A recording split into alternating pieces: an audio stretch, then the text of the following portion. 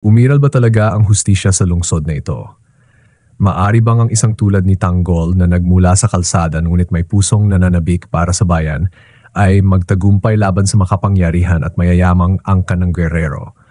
O baka isa lamang itong laro na matagal nang nakatakda kung saan ang mahihirap ay mananatiling walang tinig? Ito ang mga tanong na nagbigay daan para maging isang bagyong emosyonal ang episode 684 ng FPJ's Batang Quiapo na hindi kayang iwanan ng mga manood.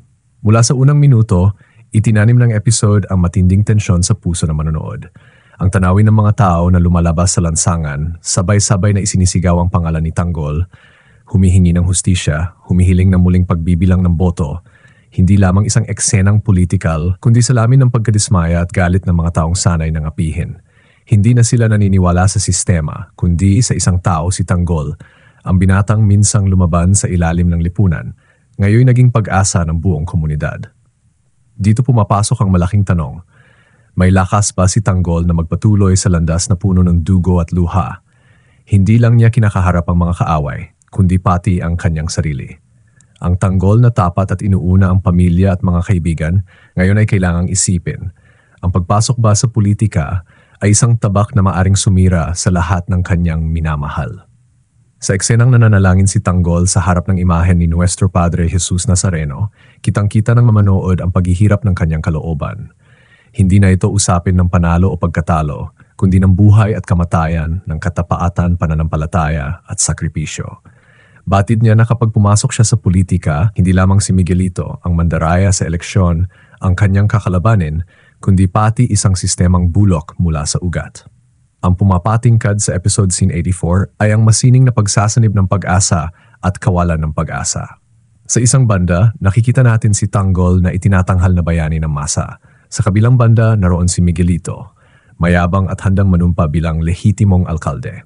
Ang banggaan ng dalawang imaheng ito ay parang dalawang mukha ng isang barya nagtutulak sa atin na itanong, kanino nga ba nakalaan ang hustisya?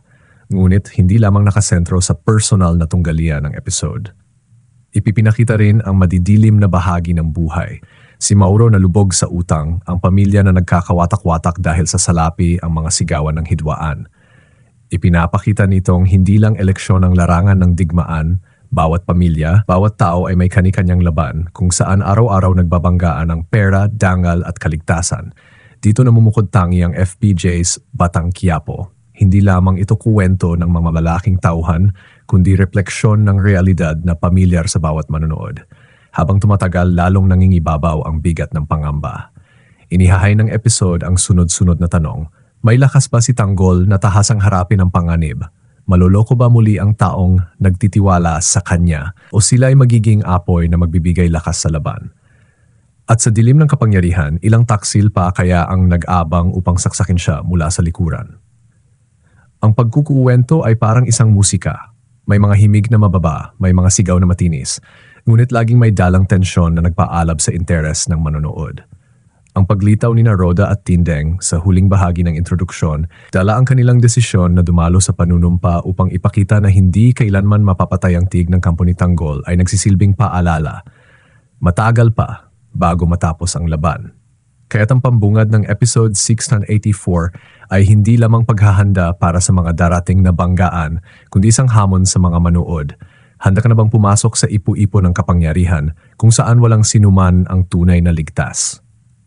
Kung ang pambungad ay nagtanim ng kaba at pag-usisa sa mga manood, sa gitna ng episode 684 ng FPJ's Batang Quiapo, umabot ang lahat sa sukdulan ng tensyon. Wala nang karakter ang nakatayo sa gilid. Bawat salita, bawat kilos ay naging pirasong mahalaga, nagtutulak sa kuwento sa isang ikot na hindi na mapipigilan. Ang sentro ng kasagsagan ay ang lihim na tunggalian ni Tanggol at Miguelito. Si Miguelito, nakasuot ng maayos na Amerikana, umaakyat sa entablado ng panunumpa na may ngiting arogante. Sa paligid niya, mga ilaw ng kamera, palakpakan at papuri. Ngunit sa likod ng kislap at karangyaan, naroon ang hubad na katotohanan. Nakatayo siya sa pundasyon ng pandaraya ng mga boto na naimpluwensyahan. Ramdam ng manonood na kahit magwagi si Miguelito, hindi matibay ang kanyang panalo. Samantala, si Tanggol ay nasa kabaligtarang espasyo. Walang mga ilaw, walang magulong papuri, tanging kasama ang kanyang mga kapanalig at ilang tinig sa lansangan na sumisigaw para sa hustisya. Ngunit ang kanyang mga mata, ang kanyang tinig, ay naglalaman ng tahimik na lakas. Ang pagkakaibang ito ang lumikha ng nakabibinging kasagsagan. Isang taong may lahat ng bagay ngunit nanginginig sa harap ng isang taong ang tanging sandata ay ang tiwala ng taumbayan. Mas sumabog ang tensyon ng magdesisyon sina Roda at Tindeng na dumalo sa panunumpa. Hindi ito basta simpleng protesta, kundi isang matinding mensahe. Narito pa rin kami, hindi kami tatahimik. Ang larawan ng kanilang mga mukha, matatag ngunit may halong takot, ay nagdulot ng kaba sa mga manonood. Maapi ba sila sa mismong lugar kung saan ipinagmamalaki ang kapangyarihan? O sila ba ang mamuling sisindihan, magisihan ang pag-asa ng mga nawala ng tiwala? Hindi lang sa larangan ng politika, tumindi rin ang kasagsagan sa kwento ng pamilya at pamuhay. Ang eksena ng pagkakalantad ng utang ni Mauro kay Taruk ay isa pang matinding punto. Ang malalakas na sigawan sa maliit na bahay, ang mga luha na nahalo sa galit, ay naglarawan ng malupit na katotohanan. Ang mga karaniwang tao ay hindi lamang nadadamay sa bagyong politikal, kundi araw-araw ding humaharap sa trahedya ng utang, kabuhayan at pagkawasak ng pamilya. Nakikita ng manunood na ang kawalan ng katarungan ay hindi lamang nasa munisipyo, kundi pumapasok hanggang sa bawat kusina, bawat bububong ng tahanan. Ang sugdulan ng lahat ay nang lumitaw ang isang misteryosong tauhan, nag-alok na dalhin si Miguelito kay Tanggol kapalit ng kalayaan. Ito ang naging critical na ugnayan na nagbukas ng mas mapanganib na laro. Siya ba ay taksil o dobleng espiya? Ang tanong na ito ay nagpanatiling kaba sapagkat sa isang maling hakbang, maaring mawala ang buhay ni Tanggol at ng kanyang buong grupo. Kasabay nito, nasaksihan ng manonood ang pagbabago sa loob ni Miguelito. Kahit nasa tuktok ng kapangyarihan, hindi niya naitago ang pangamba. Ang mga kunot sa noo, ang mga usapan niya sa ina sa loob ng pribadong silid ay naglantad ng katotohanan. Isa lamang siyang piyesa sa kamay ng pamilyang Guerrero. Nais niyang makilala, nais niyang patunayan na siya ang karapat-dapat na tagapagmana. Ngunit sa kaibuturan ng puso, alam ni Miguelito na ang kanyang pagkatao ay nakasandal lamang sa madidilim na pakana. Umangat palalo ang kasagsagan ng mag-utos ang pinuno ng mga tauhan ng Guerrero na huwag mag-atubiling magpaputok kapag lumaban ang kampo ni Tanggol. Ang malamig na tinig na iyon ay nagpayanig sa manood. Hindi na ito simpleng laro ng politika, kundi digmaan para sa buhay. Bawat bala ay maaring kumitil ng inosenteng tao at unti-unting naunawaan ng lahat na nagsisimula pa lamang ang tunay na bagyo. Hindi lamang aksyon kundi psikolohikal na tensyon ang inihay ng episode 6684. Patuloy na inilalagay ang manood sa matitinding pagpipilian kasama ng mga karakter, danggal o kapangyarihan, tiwala o pagtataksil, pag-asa o kawalan ng pag-asa. Ang tensyon ay ginawang bawat eksena na tila hiwa ng kapalaran at walang makapagsasabi kung ano ang susunod na mangyayari. Ang mismong pagsasanib ng personal na trahedya at panlipunang tunggalin ang nagbigay sa kasagsagan na episode ng anyo ng isang tunay na lindol. Hindi na lamang sinusubaybayan ng mga manood kung sino ang mananaig, kundi naghahanap din sila ng mas malaking tanong. Sa isang bulok na mundo, mayroon pa bang lugar para sa hustisya at katotohanan? Nang tumunog ang huling kampana ng episode 684, tila iniwan ang mga manonood sa gitna ng mabilis na paghinga, kasama ng mga tanong na wala pang kasagutan. Hindi lang ito isang simpleng pagtatapos, kundi isang tulay, dinadala ang mga manonood papunta sa isang bagong kabanata, puno ng mga posibilidad na nananatiling bukas. Nagtapos ang episode sa tingin na puno ng pahiwatig ni Tanggol. Tila may matinding determinasyon, ngunit kasabay nito ay may dalang sikreto na mahirap mabatid kahit ng pinakamalapit sa kanya. Sa katahimikan na iyon, wari may maririnig na pangako. Ang lahat ng nangyari ay simula pa lamang ng unos na paparating.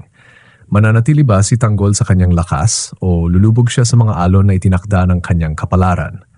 Kasabay nito ang mga karakter tulad ni na Rocky Boy, Miguelito at Maging, ang mga puwersang nakatago pa ay nananatiling parang mga piyesa sa isang laro ng chess, handa nang ilabas sa sandaling pinakamahalaga. Ang mismong katahimikan at paghihintay ang siyang nagbigay ng malakas na alon ng damdamin na mahirap ipagsawalang bahala. Ang lakas ng episode 684 ay hindi lamang nasa aksyon, kundi sa paraan nito ng pagtatanim ng mga tanong. Sino ang magtataksil? Sino ang mananatiling tapat hanggang dulo? At ano ang tunay na naghihintay sa susunod na kabanata? Ito ang dahilan kung bakit hindi makabitaw ang mga tagahanga mula sa Batang Quiapo. Sa tindi ng tensyon, nagtapos ngunit hindi natapos, ang episode ay tila isang bitag ng emosyon. Nagbigay ng kasiyahan, ngunit iniwan din ng matinding pagnanais na malaman ang susunod. Walang dudang ang kasunod na episode ay magiging isang biyahe sa gitna ng malalakas na alon at tanging ang may sapat na tiyaga ang makakasaksi sa tunay na wakas ng naglalagablab na tunggalian. Kung ikaw man ay naghihintay din ng mga kasagutan sa mga misteryong hindi pa nabubunyag, huwag kalimutang i-like at mag-subscribe para hindi palampasin ang anumang kapanapanabik na kaganapan sa mga susunod na episode ng FPJ's Batang Quiapo.